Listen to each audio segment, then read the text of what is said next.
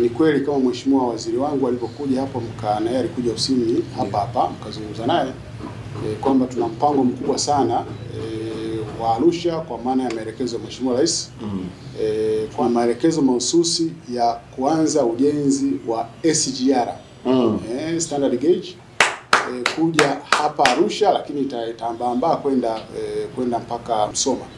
Kitu ambacho watu wengi nafikiri hawakifahamu ni kwamba reli hii ilikuwa ni matamanio baba wa taifa na mzee Museveni wakati ule waliweza kulisukuma mpaka mahala ambapo walifikia, lakini ni matamanio ya baba wa taifa kuona kwamba tunaunganisha kutoka Tanga kwa kaskazini, sasa tumie bandari zaidi ya Tanga lakini wenzetu ukifika pale Msoma kuvuka kwenda Portgate na Jinja ni karibu zaidi kuliko kuingilia Mwanza. Kwa hiyo ujenzi kwa watu wa kaskazini, kwa watu wa Arusha hapa wakae mkao wa kula. Na Arusha ina maana kubwa sana, sio tu tunajenga reli tu ya SGR kuja huku. Kwa sababu za kiuchumi, kuna soda ash ambao ni uchumi mkubwa sana na wale machimbo wanaweza kaendelea zaidi ya miaka 100. Maeneo ya Dutwa kwa watu zuri, maeneo yanatokea pale. Kuna depots ya nickel kubwa sana. Kwa kuna sababu za kiuchumi kwa nini hii reli lazima ijengwe. Lakini jambo lingine ambalo ni muhimu sana kwa Tanzania ni ujio wa bomba la mafuta la kutoka Uganda kuja mpaka Tanga. Hili ina maana gani?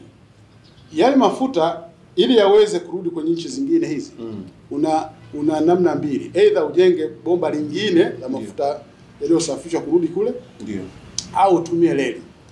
Kwa hiyo unaweza kuona kwamba reli ya kaskazini umuhimu wake ni mkubwa sana kwa kiuchumi. Lakini ni mkubwa vile vile kwa maana kwa sababu unapo connect na Uganda, maana yake tuna connect na South Sudan. Ndio maana kwa wale wenzetu wa bandari, bahati nzuri na mimi kweli mkurugenzi wa bodi, nafikiri watakuja hivi karibu. Walishakuja wakapita tu, lakini watakuja sasa concrete kabisa. Pale maeneo karibu na Kia pale, ukitoa kidogo kuna sehemu ambayo watajenga tripod kubwa sana.